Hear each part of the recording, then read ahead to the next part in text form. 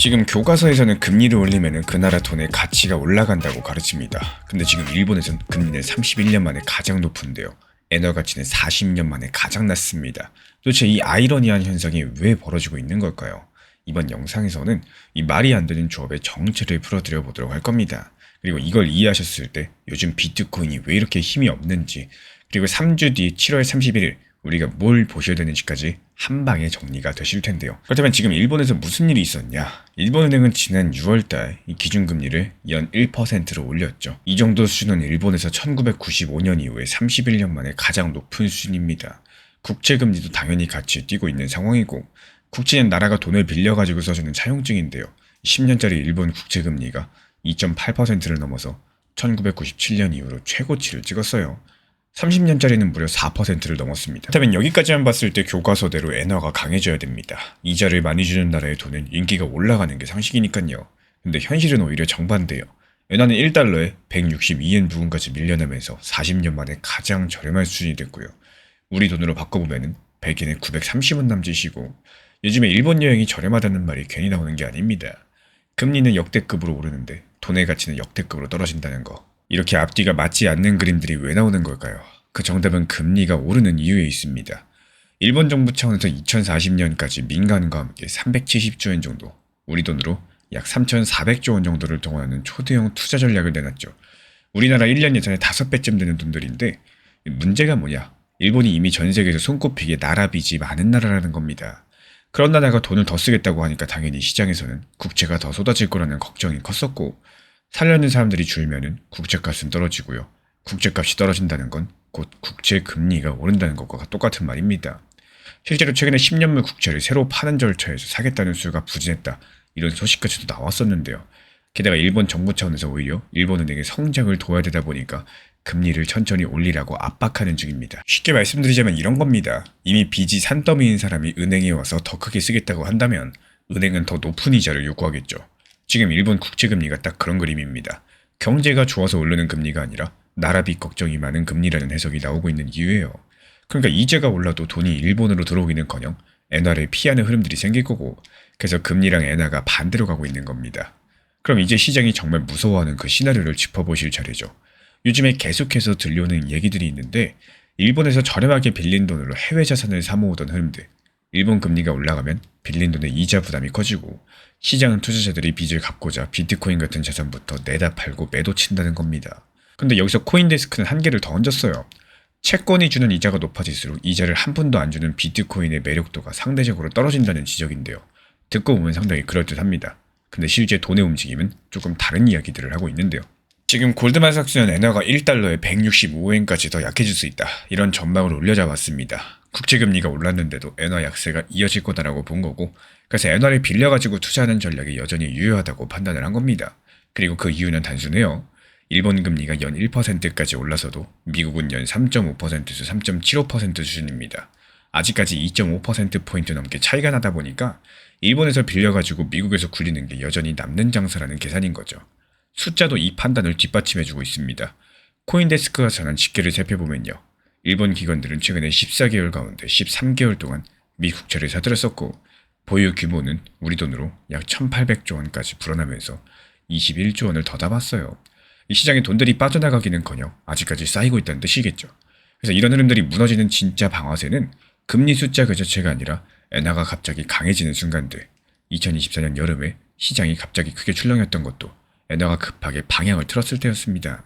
근데 지금 엔화가 정반대로 40년 최저를 파고 있죠. 그래도 여기까지는 예상 가능한 반박들인데, 진짜 뒤집히는 이야기는 지금부터 시작이 됩니다. 퀴즈 하나 드리겠습니다. 지난 1년 동안 엔화가 약해질 때 비트코인은 올랐을까요? 떨어졌을까요? 통설대로라면 올라야지 맞죠. 엔화가 저렴할수록 빌려서 투자하는 돈들이 편하게 굴러가니까요. 근데 코인데스크가 직접 계산을 해봤는데 오히려 결과는 정반대였습니다. 최근 52주 동안 비트코인과 달러에는 환율의 상관계수가 마이너스 0.9까지 내려갔었고, 여기서 상관계수는 두 숫자가 얼마나 같이 움직이는지를 보여주는 지표인데요. 마이너스 0.9면은 엔화가 약해질 때 비트코인도 같이 떨어지는 쪽으로 아주 강력하게 붙어 다닌다는 뜻입니다. 비트코인 주간 움직임의 81% 정도가 이 환율과 함께 움직였다는 계산까지도 나왔고요. 이게 왜 소름이 돋는 지점이냐면요. 지난 1년 동안 비트코인을 흔든 진짜 손은 일본이 아니라 달러였다는 얘기가 되기 때문입니다. 미국 연준이 올해 금리를 내리기는커녕 오히려 금리를 올릴 수 있다는 전망까지도 커지게 되면서 달러가 강달러가 됐었고, 그 달러 강세가 엔화도 금도 비트코인도 한꺼번에 눌러왔었다는 해석이에요.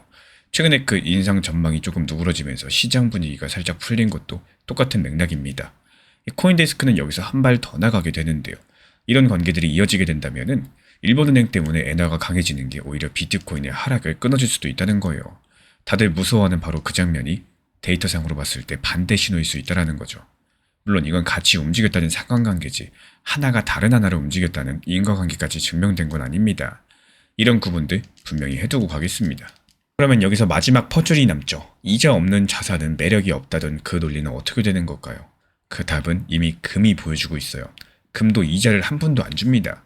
근데 금값은 1온스, 그러니까 약 31g에 610만원까지 올라가면서 사상 최고가 언저리에 있는 상황이고, 이 나라 빚에 대한 걱정으로 인해 가지고 금리가 올라가는 시대에는 어느 나라도 마음대로 찍어낼 수 없는 자산이 오히려 피난처가 된다는 해석이 가능한 대목인데요. 비트코인 쪽에도 작은 신호가 있었습니다. 비트코인을 주식처럼 사고 팔 수 있게 만든 상품, 현물 ETF에 최근 4일 연속으로 돈이 더 들어왔는데요. 이게 5월달 이후로 처음이었거든요. 이런 상황에서 이 판이 앞으로 어떻게 흘러갈 수 있을지 지금 시점에서 가장 가능성이 높아 보이는 그림은요. 이 3주 뒤인 7월 30일, 7월 31일 일본은행 회의가 열리죠. 저는 이번에 금리를 묶어두고 올리는 이런 기조들만 유지하는 쪽에 무게를 두고 있습니다. 그 근거는 이래요. 6월달에 막 올렸고 인상을 가장 강력하게 주장해왔던 위원들조차도 몇 달 간격의 인상을 이야기를 하고 있는 상황입니다. 6월달 회의에서 나온 유일한 반대표도 더 올리자가 아니에요. 동결자산 쪽이었습니다. 여기에 정부 차원에서 금리를 천천히 올리라고 압박하는 사정까지 겹치죠. 또 이런 그림대로 가면은 엔화 약세는 당분간 이어질 거고, 빌린 돈이 한꺼번에 되돌아가는 급격한 청산의 방아쇠는 당장은 당겨지지 않는다. 이런 계산들이 나옵니다. 다만 이런 그림들을 단숨에 뒤집을 수 있는 변수가 하나 존재하는데, 일본 정부의 환율 개입이 변수가 될 겁니다. 이 개입은 정부가 직접적으로 시장에서 달러를 팔고요, 엔화를 사들이면서 환율을 움직이는 걸 뜻하는데요. 로이터 보도에 따르면요, 일본 재무상이 이미 시장 움직임에 적절히 대응하겠다 이렇게 말했다라고 하고, 만약에 개입으로 엔화가 급하게 강력해진다면은 그때가 진짜 긴장하셔야 될 순간이 되겠죠. 그래서 앞으로 확인하실 건 세 가지입니다. 7월 31일 이 결정과 또 총재의 발언까지도, 엔화가 움직일 때의 속도까지, 그리고 미국 연준의 금리 인상 전망이 다시 살아나는지 여부를 보셔야 되겠죠. 지금 일본의 금리 상승 자체가 경제가 좋아서가 아니라 나라 빚에 대한 걱정이 만든 상승이기 때문에 금리가 올라가는데도 엔화는 40년 만에 최저치까지 밀렸다는 겁니다. 지난 1년간의 데이터에서 이미 비트코인을 흔든 건 일본이 아니라 달러였다는 거고, 일본발 투자 자금은 청산은커녕 아직까지 늘어나는 중이에요. 그래서 7월달 말에 여기서 나올 금리 숫자보다도 그 뒤에 엔화가 얼마나 빠르게 방향성을 트는지, 이게 우리가 보셔야 될 진짜 신호입니다. 그렇다면 만약에 7월 31일 그때 이후에 엔화가 정말로 강해지기 시작을 한다. 그렇다면 우리 구독자분들은 그걸 매도 신호로 읽으시겠습니까?